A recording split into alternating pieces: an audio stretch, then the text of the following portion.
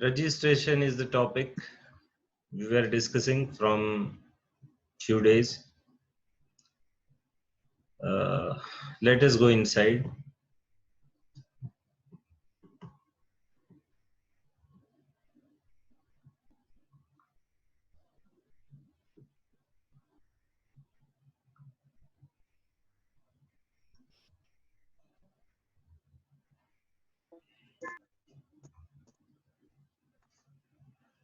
Okay कल हमने कुछ एग्जाम्पल सॉल्व किए थे सीएमए के मॉड्यूल से।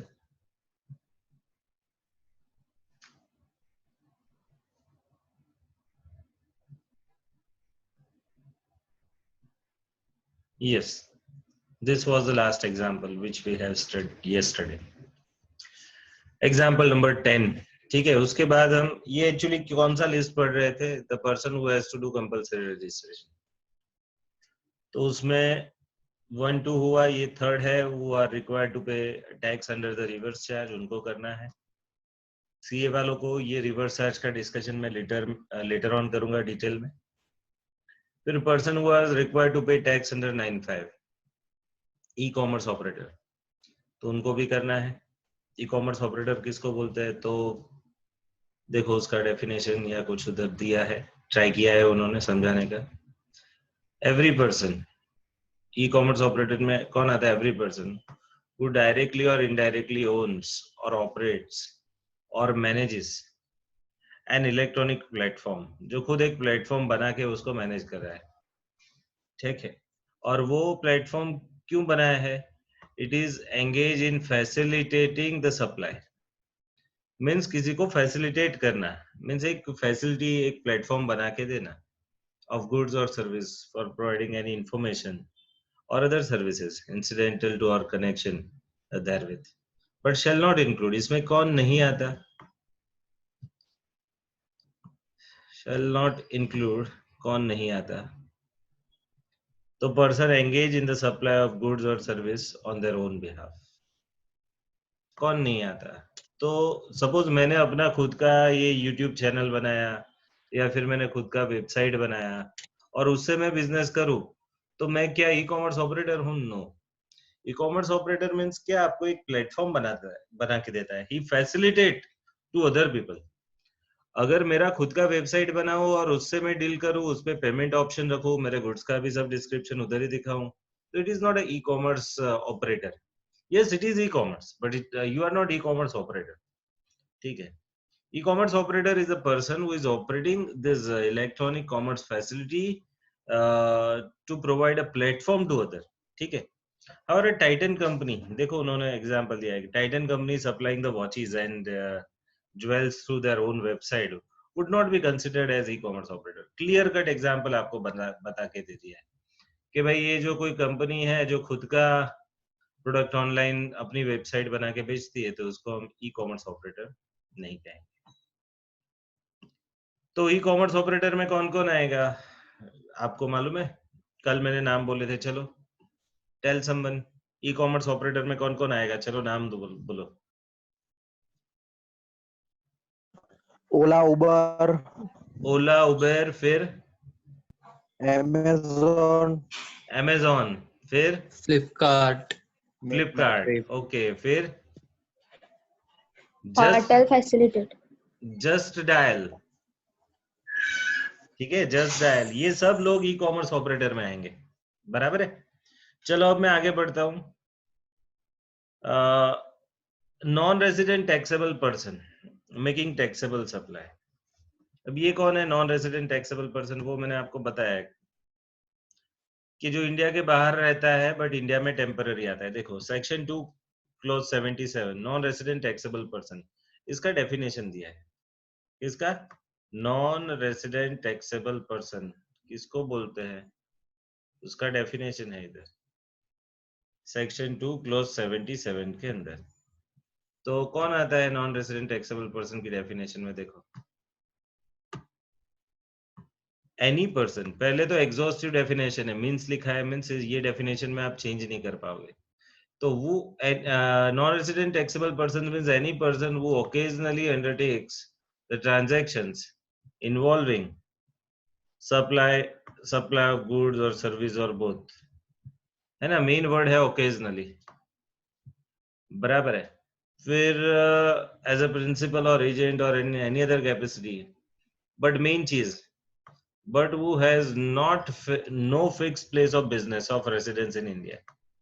मीन्स भारत में उसका कोई एक फिक्स प्लेस ऑफ बिजनेस नहीं है. So he that person is not belongs to India and he is not having any place of business in India. वैसे बहुत सारे इंडिया लोग हैं जो इंडिया के नहीं है, बट उनके पास इंडिया में प्लेस ऑफ बिजनेस तो है. कितनी सारी फॉरेन कंपनियां हैं जो इंडिया में अपना प्लेस ऑफ बिजनेस खोल के बैठी है. तो they are not non resident taxable person. they are in India and they are India में उन्होंने अलग नाम लिया है, कोई कंपनी खोली है, ऐसा है. But non resident taxable person means India में कुछ नहीं है उसका प्लेस ऑफ बिजनेस, बस टेम्पररी 10-15 दिन के लिए आता है या कुछ दिनों के लिए आता है. मेन एक और चीज है, non resident taxable person he can not exercise the option to pay tax under the composition levy. Composition levy का ऑप्शन वो लोग एक्सरसाइज नहीं कर सकते. वो लोग मीन्स कौन? ये नॉन रेजिडेंट टैक्सेबल पर्सन ये ऑप्शन एक्सरसाइज नहीं कर सकते. ओके, आगे बढ़ते हैं. फिर उनको रजिस्ट्रेशन कंपलसरी है. यस, रजिस्ट्रेशन कंपलसरी है. उनको एप्लीकेशन देनी पड़ेगी. They have to provide the application. तो देखो यहाँ उन्होंने वो प्रोसीजर दिया है. अब मैं दोनों में से कोई एक का प्रोसीजर आपको बता रहा हूँ. दोनों में से मीन्स कौन? तो एक है नॉन रेजिडेंट टैक्सेबल पर्सन और दूसरा है कैजुअल टैक्सेबल पर्सन. दोनों में से एक का बताऊंगा, बाकी का सिर्फ नाम चेंज करके, दोनों में प्रोसीजर सेम है. तो देखो, non resident taxable person has to apply for registration. तो उनको has to apply for registration करना ही पड़ेगा. बट कितने दिन? At least 5 days prior to the commencing of the business. Means जिस दिन उसका बिजनेस इंडिया में शुरू होने वाला है उससे 5 दिन पहले उसको क्या करना है? he has to apply for registration at least 5 days prior. At least 5 days prior. Using a valid passport. अब उसके पास है ना एक वैलिड पासपोर्ट होना चाहिए. And need not have to have a PAN number in India. अब ना ये बंदे का इंडिया में पान कैसे होगा? इंडिया में पान होगा तो खत्म हो गया, वो इंडिया में रजिस्ट्रेशन करा सकता है आराम से. बट ये बंदा नॉन रेजिडेंट है तो पान नहीं होगा. ठीक है, तो वो वैलिड पासपोर्ट का यूज करेगा. He will use what? Valid passport. फिर he is not required to apply normal application. वो जो नॉर्मल एप्लीकेशन है वो उसको नहीं देनी है. उसको क्या करना है? तो उसको स्पेशल एप्लीकेशन देनी है. he has to apply for special application for registration being filed by other taxpayers. फिर a simplified form, उनका एक फॉर्म है GST REG 09, वो फिल करना है. मीन्स जो नॉन रेजिडेंट टैक्सेबल पर्सन है उनको नॉर्मल फॉर्म REG 01 नहीं भरना है, उनको REG 09 भरना है. अब मैं आपको बताना चाहता हूँ कि सर ये REG 01 क्या है, REG 09 क्या है, ये सब चीजें क्या है. तो आपको एक रेफरेंस बुक में से मैं वो सब दिखाता हूँ.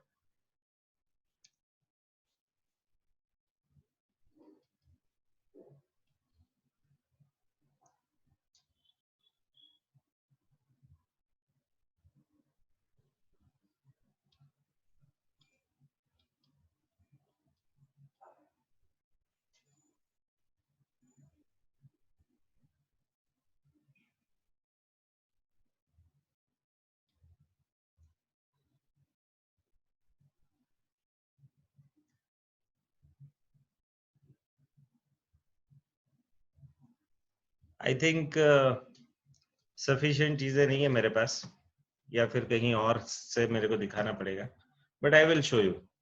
उसमें क्या है? REG, what I want to show you is registration के रिलेटेड जो एप्लीकेशन करनी है ना उसका फॉर्मेट होता है. REG मींस क्या? रजिस्ट्रेशन. 1 2 3 4 ये सब उसके नाम है. आई विल शो यू कि भाई क्या क्या है. बट फाइन, अभी यस देखो ये रहा 18 नंबर का क्वेश्चन है. ये एक रेफरेंस बुक में आप देखिए जरा, उसमें क्या लिखा है? Explain the provisions relating to registration in case of casual taxable and non-resident, दोनों आ गए। चलो, तो casual taxable person and non-resident taxable person दोनों की बात करें तो उनके लिए ये स्पेशल प्रोविजन है। casual oblique non-resident taxable person, they have to do application करनी है at least 5 days before the commencement of business। Okay, अब ई एप्लीकेशन देनी है उनको, they have to apply for e application. कौन सा फॉर्म है? REG 09। ये देखो, एक मिनट,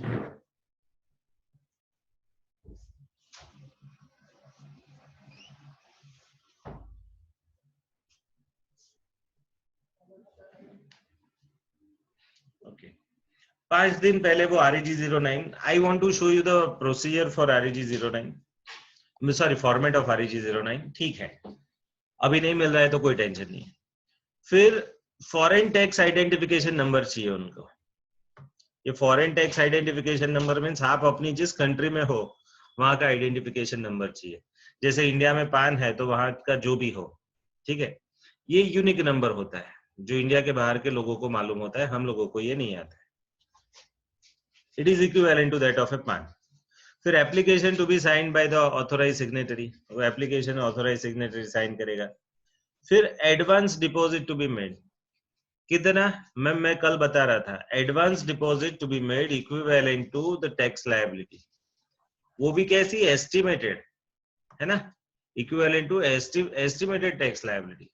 उतना आपको एक बार भर देना है। मीन्स मैं उदाहरण देता हूं कि फॉर एग्जांपल सपोज आप नॉन रेसिडेंट टैक्सेबल पर्सन हो और आपको क्या बोलते हैं इसको,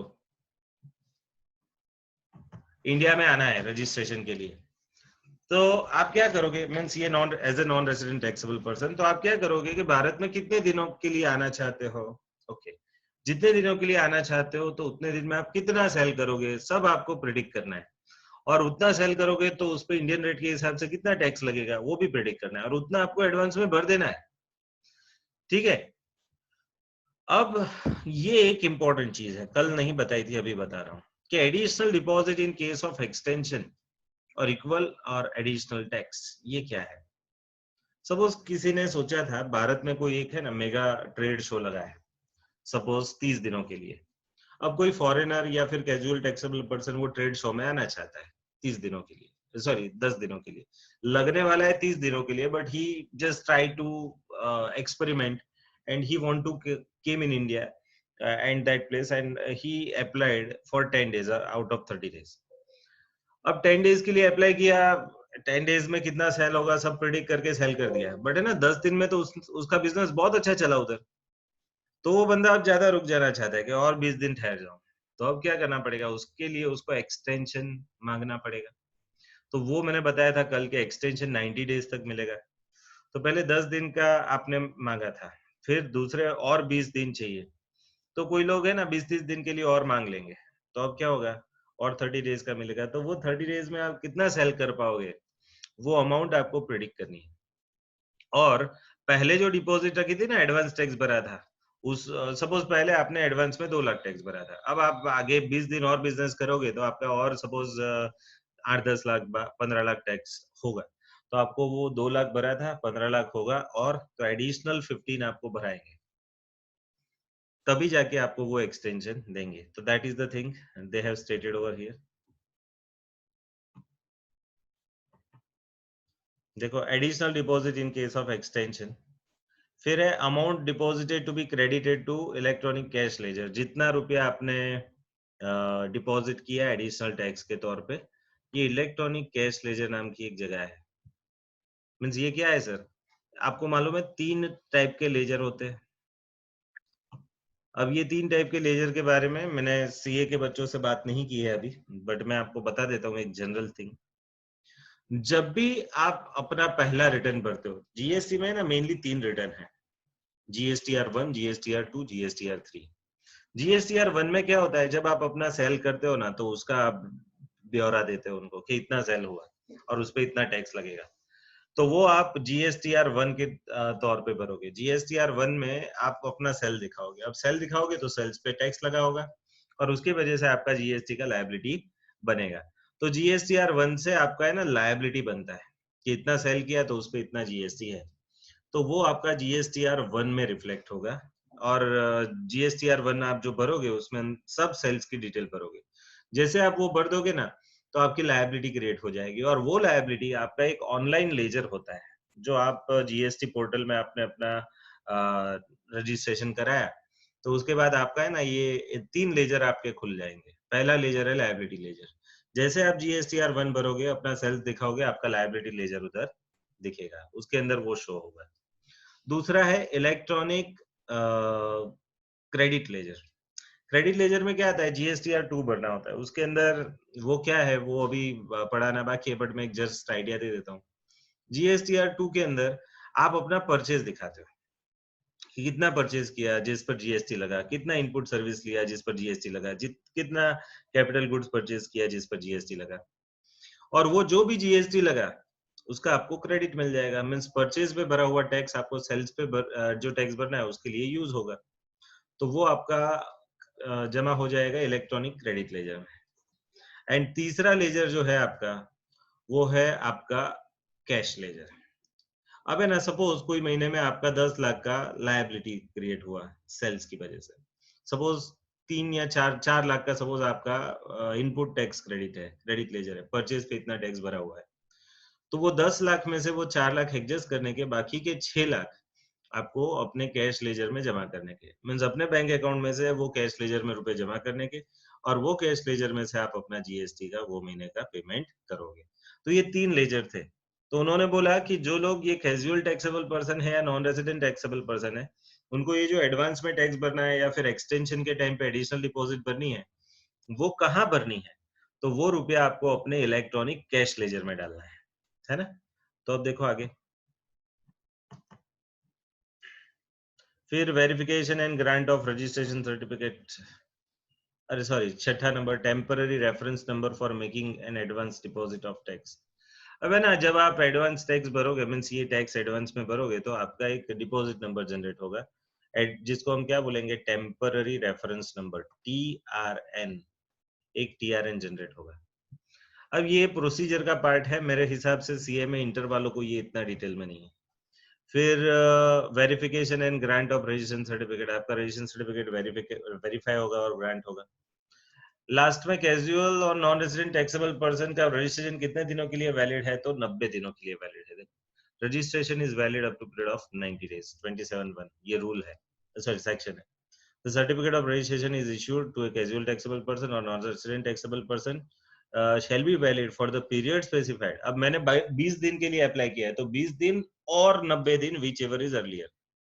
देखो, the period specified in application, पहला पोर्शन, सपोज मैंने 20 दिन के लिए अप्लाई किया तो वो 20 दिन, और यहाँ बीच में क्या है, और है, और 90 days from the effective date of registration. So 90 days from the effective date of registration means जिस दिन से आपने अप्लाई किया, जिस दिन से बिजनेस करने का अप्लाई किया उस दिन, तो वहां से 90 दिन, और ये period specified which ever is earlier, इतने दिनों के लिए आपको रजिस्ट्रेशन मिलेगा। And extension is further for 90 days, extension for further period of 90 days। Extension आपको कितना मिलेगा, आपको लगा कि शुरू में कम टाइम के लिए अप्लाई किया, अब मेरे को ज्यादा टाइम चाहिए, यहाँ बिजनेस अच्छा जम रहा है, तो बाकी के 90 डेज के लिए भी आप एक्सटेंशन मंगवा सकते हैं। ओके, तो ये प्रोसीजर आपका किसके लिए था, नॉन रेजिडेंट टैक्सेबल पर्सन के लिए था। ठीक है, यहाँ ये सब चीजें पूरी लिखी हुई है, ये एडवांस टैक्स भरना, वैलिडिटी ऑफ रजिस्ट्रेशन, तो जब तक आपने भरा है तब तक का वैलिडिटी। आप क्रेडिट ले सकते हो, ये क्वेश्चन है, whether input tax credit shall be available, तो आंसर है नॉट बी अवेलेबल।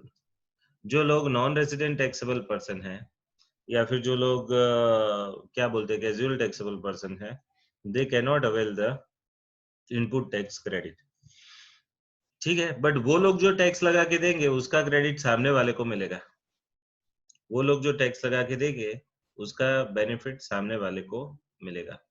ठीक है, तो ये था आपका नॉन रेसिडेंट टैक्सेबल पर्सन।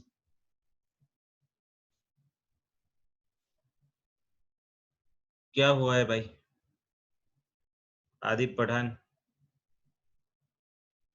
कुछ तकलीफ हो तो बोलना भाई मेरे को।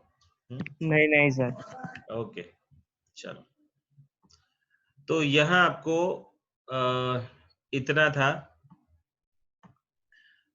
नॉन रेसिडेंट टैक्सेबल पर्सन के लिए। अब और आगे दिखा रहा हूं।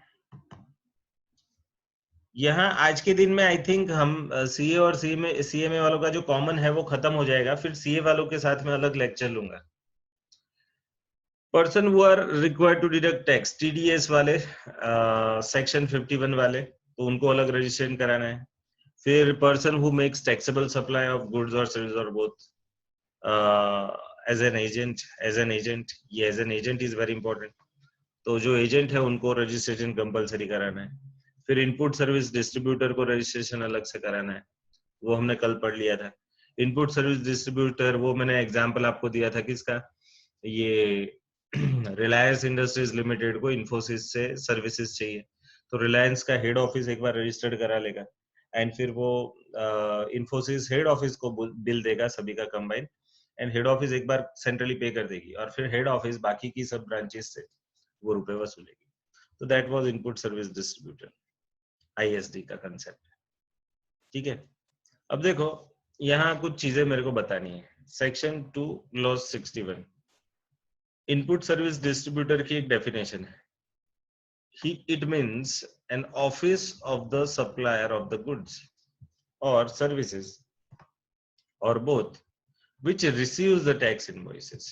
Means Reliance का head office क्या कर रहा है, tax invoice receive कर रहा है अंडर सेक्शन 31 नंबर का सेक्शन है, वो टैक्स इनवॉइस के बारे में बता रहा है।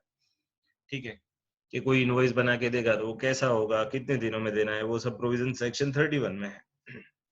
आगे, towards receipt of input services and issues a prescribed document for the purpose of distributing the credit of central tax, state tax or union territory tax, integrated tax to be paid on the said services to a supplier. किसको देनी है ये credit? to a supplier of goods or service having the same PAN as that of input service distributor, ISD.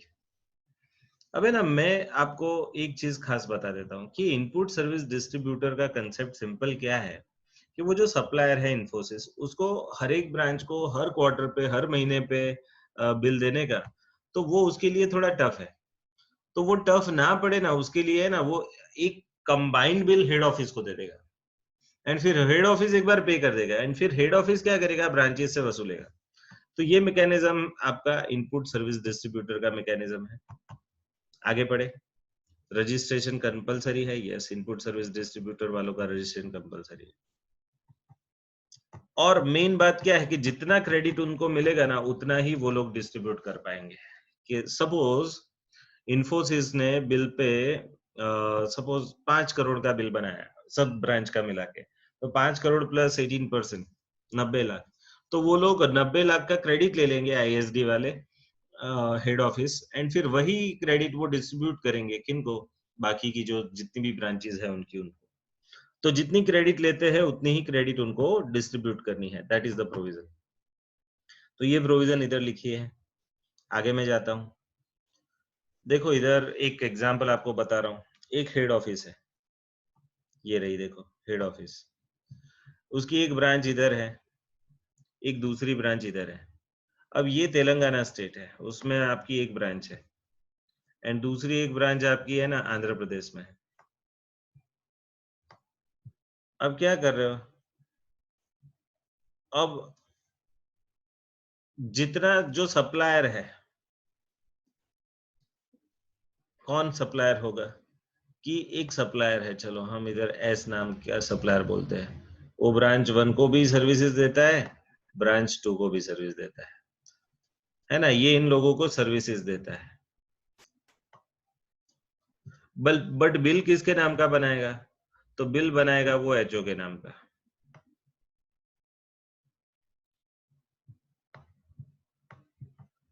ये कौन है, supplier है।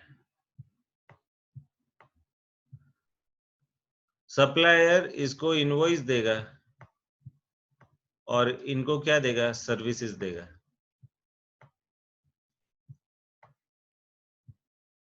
इधर भी क्या करेगा, सर्विसेज देगा। और ये लोगों को इसको इनवॉइस देगा। अब ये बंदा इसको है ना पेमेंट कर देगा, एक बार पे कर देगा ऑन बिहाफ ऑफ व्हाट, ये ब्रांचेस। एंड फिर क्या होगा, ये जो पेमेंट है वो पेमेंट का भुगतान एक बार हेड ऑफिस ने कर दिया, तो अब हेड ऑफिस रिकवर करेगा ब्रांचेस के पास से। हेड ऑफिस क्या करेगा, ये सब ब्रांचेस के पास से पेमेंट वसूलेगा, ये इनको पेमेंट करेंगे और ये इसको इनवॉइस देगा, ये इनको पेमेंट करेंगे। हेड ऑफिस इधर क्या देगा, इनवॉइस देगा, और ये ब्रांचेस हेड ऑफिस को क्या करेंगे, पेमेंट करेंगे। तो ये मैकेनिज्म है। Everyone getting? चलो, तो जितना क्रेडिट उसको मिला उतना ही डिस्ट्रीब्यूट करेंगे। देखो आईटी से डिस्ट्रीब्यूटेड, यहाँ भी आईटी से डिस्ट्रीब्यूटेड, बट अब है ना दो अलग अलग स्टेट हो गए तो आईजीएसटी देगा, या सेम स्टेट है तो क्या देगा वो देखना पड़ेगा। अब है ना मेन तो ये क्रेडिट कौन सी है, ये सप्लायर कौन से स्टेट का है वो देखना है। तो सप्लायर अपने बिल में सपोज आईजीएसटी का क्रेडिट आईजीएसटी लगा रहा है, तो वो ये हेड ऑफिस आईजीएसटी ही बांट सकती है। सपोज ये सप्लायर ये हेड ऑफिस के स्टेट का ही हो तो वो सीजीएसटी एसजीएसटी लगाए, तो ये सीजीएसटी एसजीएसटी को बांट सकते हैं। दूसरे स्टेट में डेफिनेटली सीजीएसटी एसजीएसटी नहीं बांटेंगे, ये ब्रांच 2 में वो आईजीएसटी ही बांटेंगे। तो इतना कंसेप्ट है इनपुट सर्विस डिस्ट्रीब्यूटर का। अब इधर है ना manner of distribution of credit and ये सब दिया है, बट वो मेरे हिसाब से I will discuss later on. मेरे को अब है ना आपको कुछ कॉमन के सेक्शंस पढ़ाने हैं, बट बिफोर मेरा फोकस मेरा फोकस एग्जांपल्स का है। I just want to concentrate on example. पहले एग्जांपल में खत्म कर दूं तो आपको एक बार बेसिक प्रोविजन समझ में आए। Example 12, x limited incorporated in Bangalore with its business locations of selling of services of goods in Bangalore, Chennai, Mumbai and Kolkata। तो इसका इनकॉर्पोरेशन कहाँ हुआ है, ये इसका इनकॉर्पोरेशन कहाँ है, बेंगलोर में, बट उसके बिजनेस लोकेशंस का है कौन सी जगह पे है, तो ये बेंगलोर में भी है, फिर ये चेन्नई में भी है, फिर ये मुंबई में भी है, और ये कोलकाता में भी है। तो ये इसके बिजनेस लोकेशंस है। आगे बढ़ते हैं।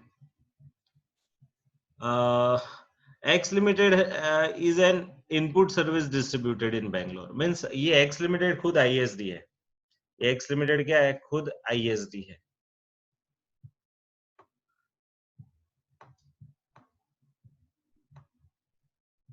Input service distributor. ओके, तो वो क्या करेगा, कॉमनली पे कर देगा, ये बैंगलोर, चेन्नई, मुंबई एंड कोलकाता का जो पेमेंट है वो कॉमनली पे कर देगा। एंड फिर वो उसका क्रेडिट उसको जितना जितना क्रेडिट मिलेगा वो क्रेडिट वो डिस्ट्रीब्यूट करेगा ये 4 ब्रांचेस में। अब देखो, X Limited is an input service distributor situated Bangalore receives an invoice indicating 4 lakh for central tax। अब उसको कितने इनवॉइसेस मिले, 4 लाख का मिला जिसपे उसको सीजीएसटी लग गया है, 4 लाख का मिला जिसपे एसजीएसटी लग गया है, 7 लाख का मिला जिसमें उसको आईजीएसटी लग गया है। ठीक है। अब input service commonly used by units x limited, units of x limited. अब ये जो सर्विसेज है ना, वो सर्विसेज कॉमनली यूज की गई है बैंगलोर में, चेन्नई में, मुंबई में और Kolkata. How this taxes are distributed, तो अब देखो 4 + 4 8, 8 + 7 15, 15 लाख को कैसे डिस्ट्रीब्यूट किया जाएगा। तो X Limited can distribute the central tax, state tax as well as IGST of 15 lakh rupees। ये 15 लाख कैसे आया, तो ये 4 लाख थे, ये दूसरे 4 लाख, ठीक है, एंड ये 7 लाख। तो ये 4 लाख 4 लाख 8 8 + 7 15, तो ये 15 लाख को उनको डिस्ट्रीब्यूट करना है। तो ये क्रेडिट वो डिस्ट्रीब्यूट करेगा कैसे, as a credit of integrated tax. ये आईजीएसटी के तौर पे डिस्ट्रीब्यूट करेगा। क्यों, क्योंकि ये चेन्नई है, मुंबई है, कोलकाता है, सब लोग अलग अलग स्टेट में कवर्ड है, तो फिर वो अलग अलग स्टेट में वो आईजीएसटी के नाम का क्रेडिट डिस्ट्रीब्यूट करेगा। So that was the question. 13 देखो, XYZ Limited having a head office in Mumbai is registered as input service distributor. It has sir 3 units. हाँ बोलिए. सर एग्जांपल 11 कराओ ना, एक बाकी रह गयो से 12 ऊपर. वो लेटर ऑन कराऊंगा, उसमें कुछ प्रिंटिंग मिस्टेक्स है, मैंने जानबूझ के बाकी रखा है, प्लीज.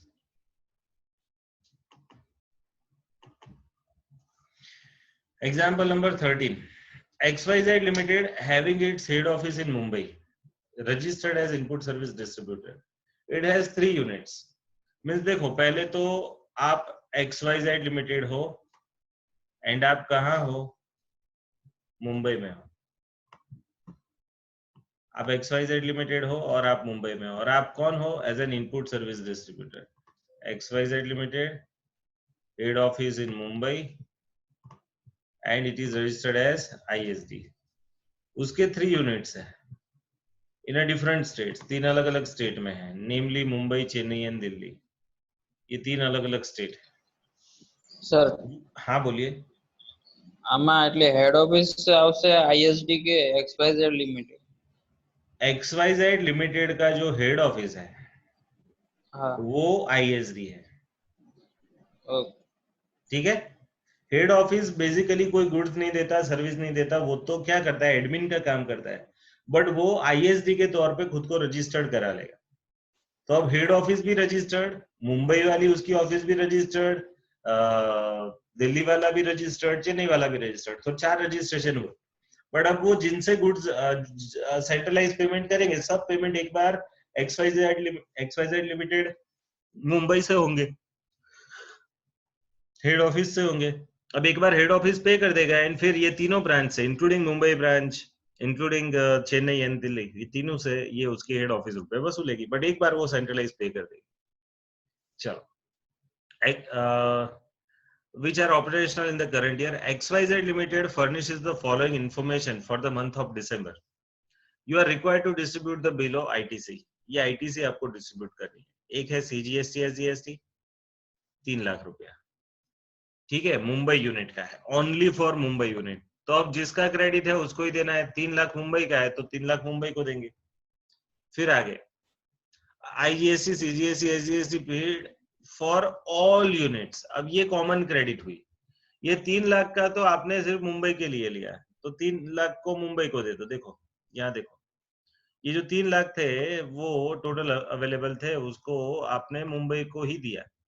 बट बाकी के जो 12 लाख थे इनपुट सर्विसेज के एंड यूज्ड फॉर ऑल तीनों के लिए है, और ये IGST CGST SGST 3 है, तो क्या करेंगे, ये जो भी है 12 लाख उसको डिस्ट्रीब्यूट करेंगे. सर तीनों में फिर इक्वली कर देंगे? नहीं. अब ये पॉइंट ये एग्जांपल में लर्न करना है कि अगर आपको क्रेडिट डिस्ट्रीब्यूट करनी है तो कौन से बेसिस पे करोगे, तो टर्नओवर बेसिस पे. सर कहाँ लिखा है, पहले मैं आपको जो लिखा है वो बता देता हूँ. Basis of distribution of credit, देखो मैनर ऑफ डिस्ट्रीब्यूशन. तो पहला नियम है, credit has to be distributed only to the unit to which the supply is directly attributable to. अब ये एग्जांपल में बॉम्बे वाले का 3 लाख का डायरेक्ट एट्रीब्यूटेबल सप्लाई है, तो वो तो 3 लाख उधर ही जाएगा. And if input services are attributable to more than one recipient of credit, the distribution shall be on a pro rata basis of turnover in the state or union territory. ये pro रेटा का meaning क्या होता है, pro रेटा का meaning होता है प्रोपोर्शनेट. ठीक है. तो अब देखो इसको फॉलो किया है आपने, और यहाँ देखो ये एग्जांपल जो अभी मैं करा रहा हूँ आपको 13 नंबर का, उसमें आप देखो कि आपका ये 12 लाख कॉमन क्रेडिट है, तो ये 12 लाख को आपको ये तीनों स्टेट में उनके टर्नओवर के बेसिस पे बाइफरकेट करना है. और ये रहा टर्नओवर, मुंबई का 5 करोड़, इधर चेन्नई का 3 करोड़, दिल्ली को 2 करोड़. अब चलो 5:3:2 में बांटो ये 12 लाख को, तो ये 12 लाख को 5:2 प्रो रेटा बेसिस, ये प्रो रेटा बेसिस, बट मैं बेसिस लिखता हूँ 5:3:2.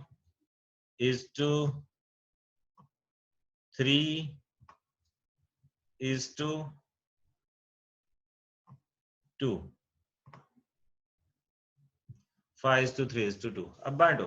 12 लाख डिवाइडेड बाय 10 कर दो, 1.2 आएगा। 1.2 multiplied by 5 that is 6 lakh. तो ये पहला 6 लाख है। 1.2 मल्टीप्लाइड बाय 3 तो 3.6 lakh, 3,60,000। 1.2 multiplied by 2 that is 2,40,000। आया समझ में? तो ऐसे बाइफरकेट किया है। Everyone getting this? सब लोगों को ये कंसेप्ट समझ में आया? आईएसडी का क्रेडिट हाँ। डिस्ट्रीब्यूट कैसे करते हैं बस। Yes sir.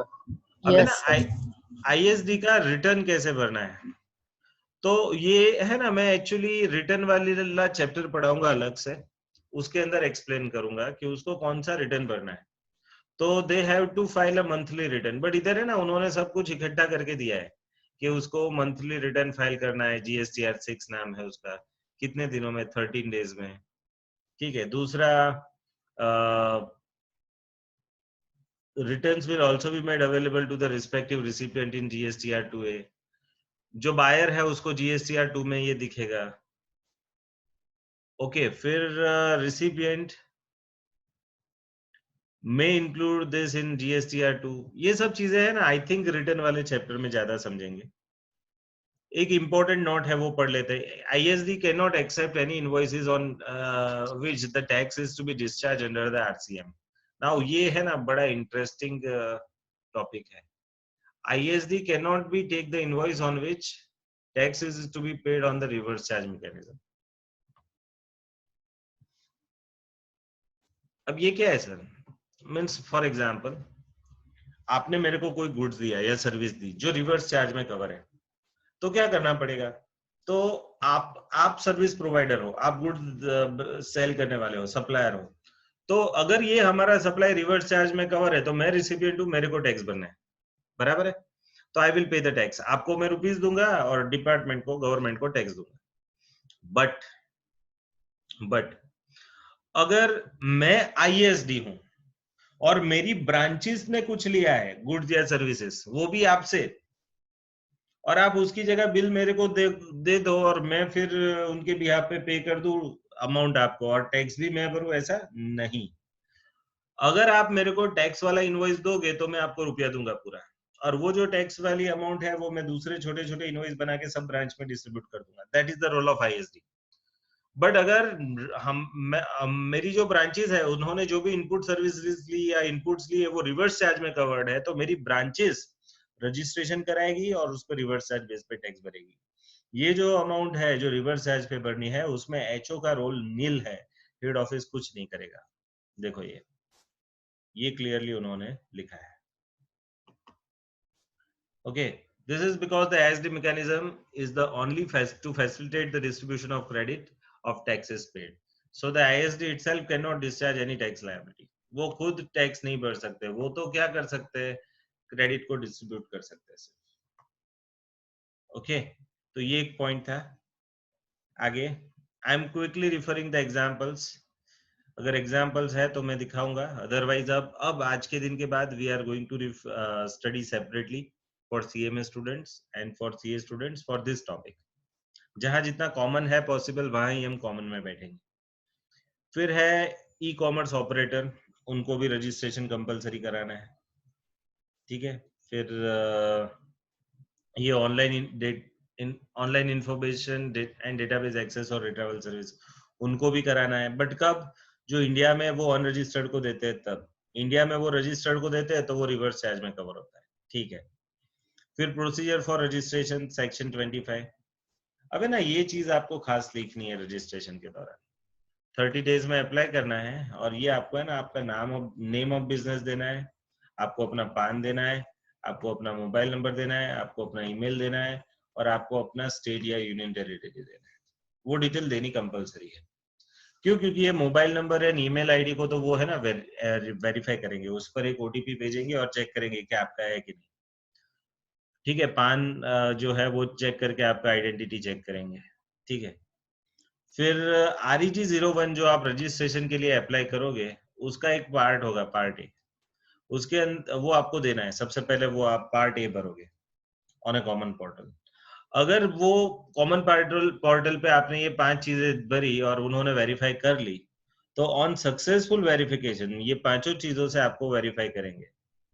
और reference number would be generated. अगर आपको ये पांचों चीजों चेक कर ली, मींस आपका लीगल नेम चेक कर लिया कि किसी और ने ऐसा नेम नहीं रखा है, आपका पान नंबर चेक कर लिया, मोबाइल चेक कर लिया, ईमेल चेक कर लिया, और आपका यूनियन टेरिटरी चेक कर लिया, आप यूटी लिखोगे या गुजरात का स्टेट का नाम लिखोगे तो उसका कोड नंबर वो चेक करेंगे। ये सब चीजें चेक हो गई तो फिर एक है ना रेफरेंस नंबर जनरेट होगा। अब ये रेफरेंस नंबर पार्ट बी में आप लिखोगे, applicant shall submit part B of that REG 01 duly signed along with the document specified in the said form at the common portal। तो पार्ट बी भरोगे REG 01 का, और एक बार आपने REG 01 भरा तो REG 02 तो पक्का मिलेगा आपको। ये क्या है? Acknowledgement of application. मींस आपने किसी को सपोज मेल करा कि भाई मैंने रजिस्ट्रेशन के लिए अप्लाई किया है by this mail, by this form, तो डिपार्टमेंट आपको एटलीस्ट ये बताएगा कि आपका फॉर्म या आपका मेल हमारे पास आ गया है, तो उसको एक्नॉलेजमेंट बोलते हैं। We acknowledgement, we are accepting that we received an application letter from you. तो GSTR2 इट्स अ सॉरी ये REG 02 is a normal procedural document. सिर्फ इतना ही बोला है, बोलो आपको। और फिर क्या लिखा है कि रजिस्ट्रेशन आपको कितने में देना है? 3 वर्किंग डेज में, और 3 दिनों में नहीं दिया तो मान लिया जाएगा। अब कल हमने कितना डिटेल में पढ़ा था इसके बारे में, वो रेफरेंस बुक में, बट हमको हमारे CMA के मॉड्यूल में ये टॉपिक्स थोड़े कम दिए हैं। आगे के पहले 4 चैप्टर बड़े डिटेल में है, बट ये सब छोटे छोटे चैप्टर है ना, बहुत कम साइज में दिए। फिर concept of distinct person under GST, ये 25(4) है, आपको मालूम हो तो। 20 डिम्ड डिस्टिंक्ट पर्सन 25(4) एंड 25(5), उसमें फर्क क्या है कल मैंने बताया था। 25(4) में क्या होता है? एक ही स्टेट में मेरे एक से ज्यादा यूनिट है और सबका अलग रजिस्ट्रेशन लिया मैंने, तो इसको मैं क्या बोलूंगा? 25(4) के बेस पे डिस्टिंक्ट पर्सन बोलूंगा। 25(5) में क्या होता है कि मैं एक से ज्यादा स्टेट में मेरे बिजनेस यूनिट है और सभी के लिए, सभी का मिला के मेरा टर्नओवर क्रॉस होता है, तो सभी का अलग रजिस्ट्रेशन कराना पड़ेगा। तो दैट इज, तो हमारी जो अलग अलग ब्रांचेस है अलग अलग स्टेट की, उसको भी डिम्ड डिस्टिंक्ट पर्सन ही बोला जाएगा। आगे देखो,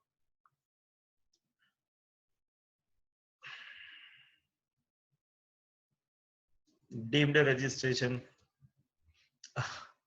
अब है ना 3 दिनों में आपका रजिस्ट्रेशन उनको आंसर देना है, ठीक है। अगर 3 दिन में आपका रजिस्ट्रेशन का आंसर नहीं आया, if the proper officer fails to take action in 3 working days from the date of submission, the registration is deemed to have been approved. तो हम मान लेंगे कि आपका रजिस्ट्रेशन अप्लाई हो गया। अब एक REG 03 एंड REG 04, ये क्या फॉर्म है? तो where application is found to be deficient, अगर आपकी एप्लीकेशन डेफिशिएंट फाउंड हुई तो REG 03 में वो प्रॉपर ऑफिसर आपको बोलेगा कि भाई फर्दर इंफॉर्मेशन दो, प्रॉपर ऑफिसर रिक्वायर करेगा आपसे। मींस देखो जरा ध्यान से,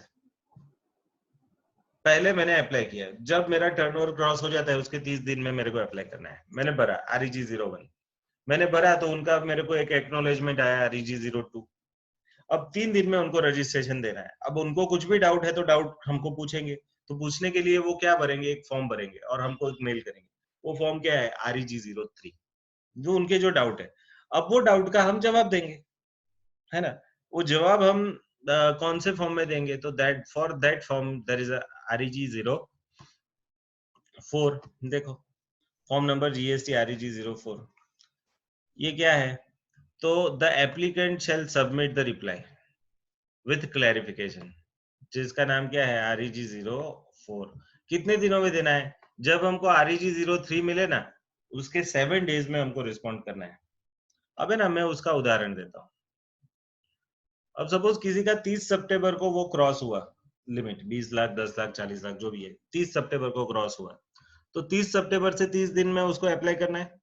सपोज 5 अक्टूबर को उसने अप्लाई किया रजिस्ट्रेशन का, तो 5 अक्टूबर से 3 वर्किंग डेज में उनको जवाब देना है, मीन्स 8 अक्टूबर से पहले।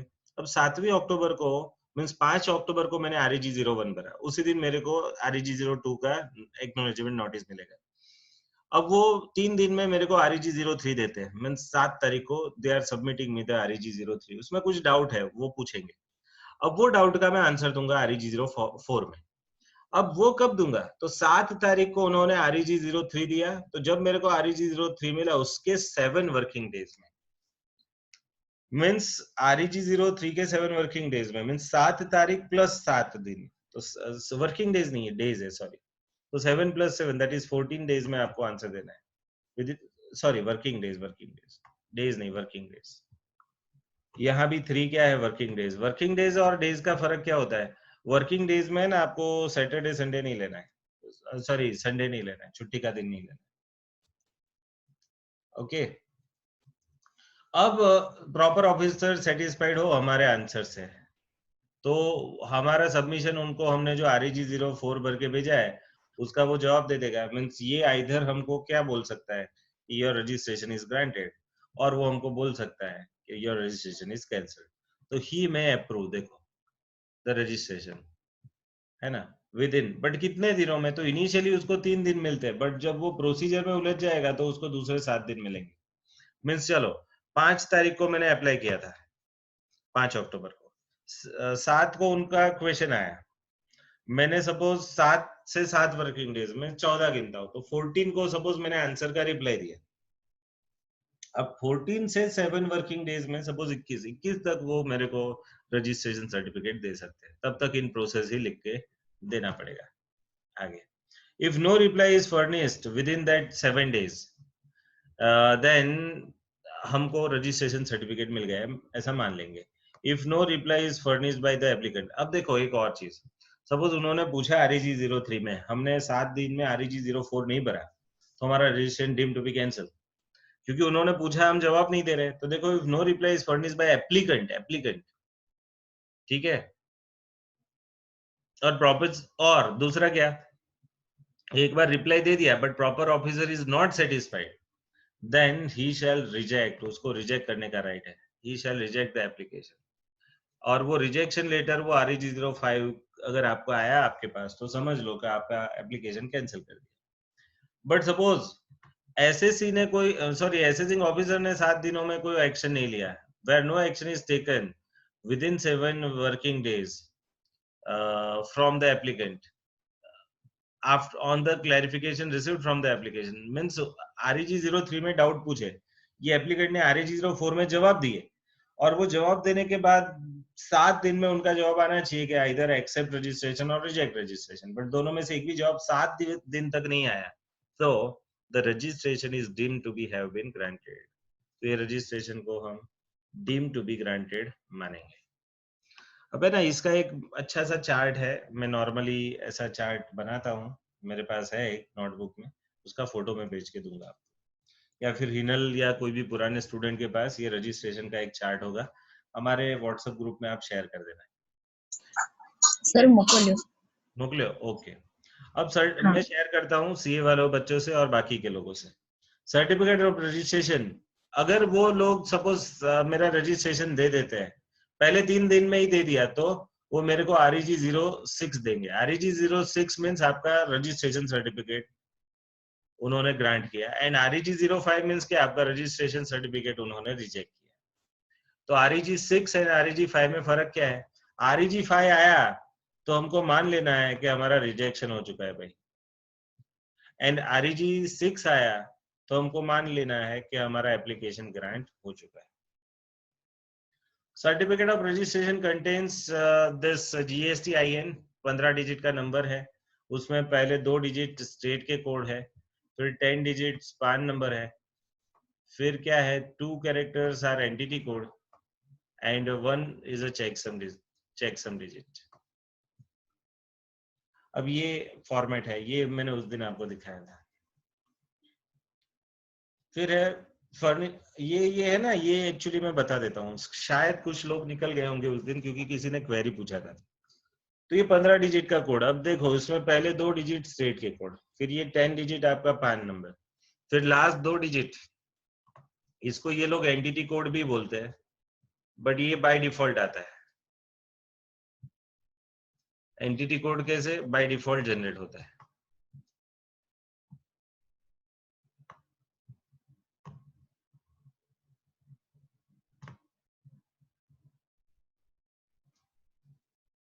एंड लास्ट है चेक सम डिजिट, ये भी सिस्टम जनरेटेड ही है। तो दिस इज योर पान। अब है ना, इसमें आपको अपनी बैंक डिटेल्स भी भरनी है, बैंक अकाउंट डिटेल्स, क्योंकि कहाँ से आप रुपया दोगे अपने कैश लेजर में वो लिंक करना पड़ता है, तो बैंक की डिटेल। फिर कुछ मैटर फॉरेन डिप्लोमेटिक मिशन या यूएन वाले लोगों के लिए है, रूल 17, ये अलग से मैं डिस्कस करूंगा। Right now my focus is on example and main core points. फिर है ओमिशन ऑफ रूल 8 रिवाइज हुआ है, ठीक है। कैंसलेशन, ओके, ये कैंसलेशन मीन सेक्शन नंबर 29 है। यहां मैं जाता हूँ, लेटर ऑन जाता हूँ, बट कुछ चीजें मेरे को दिखानी है, वो देख लो सब। सेक्शन 26 कल हमने 25वां तक देखा था, 25 तक देखा था, ये 12 पॉइंट। अब मैं सेक्शन 26 पे जाता हूँ।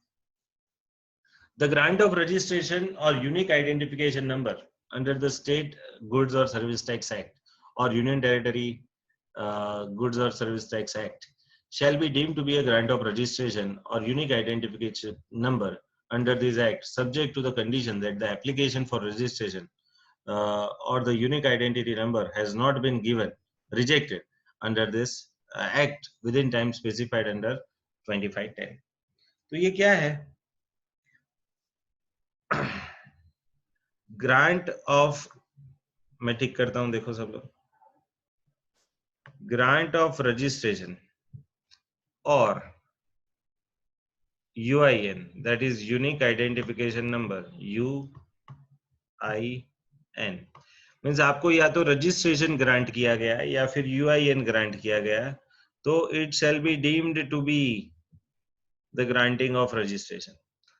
मीन्स आपको अगर रजिस्ट्रेशन नंबर अलॉट किया गया या UIN नंबर एलोकेट किया गया, डिपार्टमेंट ने दे दिया, तो मान लो कि आपका रजिस्ट्रेशन हो चुका है, ठीक है, that is here. And number 2 में क्या लिखा है? Not withstanding anything contained under 2510, any rejection of application for the unique identification number, it shall be deemed to be rejection. means अगर आपको रिजेक्ट किया गया, आपकी एप्लीकेशन को रिजेक्ट किया गया, ठीक है, या फिर आपके यूनिक आइडेंटिफिकेशन नंबर की एप्लीकेशन को रिजेक्ट किया गया, ठीक है, तो it shall be deemed to be the rejection of application, ठीक है, under this act. Okay, mean सीधी सीधी बात है कि आपने रजिस्ट्रेशन के लिए अप्लाई किया, 3 दिनों में उन्होंने रिजेक्ट नहीं किया, तो डीम टू बी एक्सेप्टेड। और सपोज उन्होंने, आपने अप्लाई किया, उन्होंने 3 दिन के अंदर आपसे कुछ एक्सप्लेनेशन मांगे, आपने एक्सप्लेनेशन नहीं दिए, तो it is deem to be rejected. आपने एक्सप्लेनेशन दिए बट उनको ये जचे नहीं, तो भी वो रिजेक्ट कर लेंगे। सो दैट इज, अगर उन्होंने रिजेक्ट किया तो it is deem rejection. So that is section 26। 27 क्या बता रहा है? Special provision relating to casual taxable person and non resident taxable person. अब है ना, इतने ही सब सेक्शन है, 3 पॉइंट है, जरा देख लेते हैं स्पेशल प्रोविजन क्या लिखा है। The certificate of registration issued to casual taxable person or non-resident taxable person shall be valid. ये सर्टिफिकेट आपका किसको? Casual taxable person. दूसरा कौन है? Non resident taxable person. ये कितने दिनों तक रहेगा? Shall be valid. कब तक वैलिड रहेगा? For the period specified in application. Means आपने एप्लीकेशन में 15 या 20 दिन के लिए मांगा, तो 20 दिन के लिए आपका ये रजिस्ट्रेशन वैलिड रहेगा। और मैक्सिमम कितने दिन? तो 90 डेज तक। तो और 90 days from the effective date of registration, whichever is earlier, ये दोनों में से whichever is earlier है वो। And such person shall make a taxable supply only after the issuance of certificate of registration. आपको पर्सन को shall make the taxable supply, वो goods तभी बेच पाएंगे जब आपको सर्टिफिकेट ऑफ रजिस्ट्रेशन मिलेगा। अब इसका एक प्रोविजो है। प्रोविजो का मीनिंग क्या होता है? एक्सेप्शन। क्या है एक्सेप्शन? देखो, प्रोवाइडेड दैट, प्रोविजो क्या बता रहा है? दैट प्रॉपर ऑफिसर में, प्रॉपर ऑफिसर चाहे तो extend said period of 90 days, by further period not exceeding 90 days. ये मैंने बताया कि एक्सटेंशन के लिए दूसरे 90 डेज के लिए भी आप मांग सकते हो। Number 2, casual taxable person or non-resident taxable person shall at the time of submission of application for registration under this section shall make an advance deposit। तो ये casual taxable person है या फिर ये non-resident taxable person है, उनको क्या करना चाहिए? shall make an advance deposit। ठीक है, कितना? तो वो कितना डिपॉजिट कराएंगे? तो amount equivalent to estimated tax liability, आपकी जो भी टैक्स लायबिलिटी है उसका, ठीक है, अमाउंट आपको भर देना है। of such person for the period for which registration is sought। sought means demanded, expected। अब है ना उसका प्रोविजो एक, अब ये प्रोविजन है, उसका भी एक प्रोविजो है। प्रोविजो मींस एक्सेप्शन, अपवाद। क्या प्रोविजो है? where any extension of the time is sought means जब भी आपका टाइम एक्सटेंड करने का आप मांगो, such taxable person shall deposit। जब आप मांगो तब आपको क्या करना पड़ेगा? shall deposit an additional amount of tax। ठीक है, which is equivalent to estimated tax liability। तो जब भी एक्सटेंशन मांगा जाए, मीन सपोज आपने पहले 10 दिन के लिए मांगा था, अब एक्सटेंशन आपने नेक्स्ट 20 दिन के लिए मांगा, तो वो 10 दिन का तो आपने टैक्स भरा होगा, बट वो तो एस्टिमेटेड था। अब एक्चुअल टैक्स भी मालूम पड़े। सपोज एस्टिमेटेड बेसिस पे आपने 2 लाख भर दिए, बट 10 दिन में उतना सेल हुआ जिसपे 3.5 लाख टैक्स है, तो पहले तो ये 1.5 लाख भरना पड़ेगा। दूसरा, आप और 20 दिन का टाइम मंगवाते हो एक्स्ट्रा, तो वो 20 दिन में भी आपका कितना सेल होगा उसका प्रोजेक्शन करके उस पे जो टैक्स आता है वो आपको भरना होगा। तो देखो क्या लिखा है, where any extension of time limit is sought that is demanded, such taxable person shall deposit an additional amount of tax equivalent to estimated tax liability। ठीक है, for ये tax liability कितने पीरियड की है? for the period for which the extension is sought, extension is demanded। Okay, फिर आगे देखो, the amount deposited under subsection 2 shall be credited to. आपने जितना भी अमाउंट डिपॉजिट किया वो कहाँ जाएगा? Credited to electronic credit ledger, credited to electronic cash ledger, sorry credit ledger नहीं, इलेक्ट्रॉनिक कैश लेजर। एंड उसको कैसे यूज करोगे? तो सेक्शन 49 में उसका यूज कैसे करना है वो दिया हुआ है। ओके, तो यहाँ आपका ये जो कॉमन वाला प्रोसीजर है वो ऑलमोस्ट खत्म हुआ है, बट और चीजें दिखानी है। 2 मिनट। कैंसलेशन ऑफ रजिस्ट्रेशन का प्रोसीजर है, एक 2 मिनट है।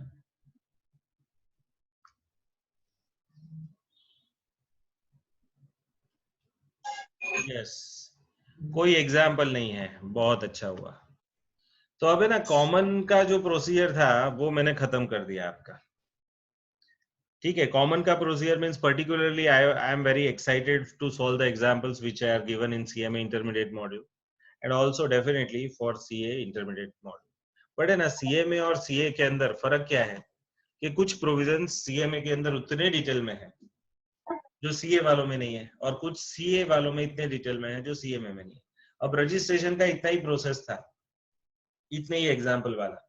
तो अब मैं एक सेशन लूंगा सीएमए इंटर वालों के साथ, जिसमें ये मैं पूरा रजिस्ट्रेशन आपके मॉड्यूल में से खत्म कर दूंगा, और 2 सेशन मेरे को सीए वालों से मिलने अलग से बैठना पड़ेगा, जिसके अंदर आपके मॉड्यूल को हम डिटेल में देख लेंगे।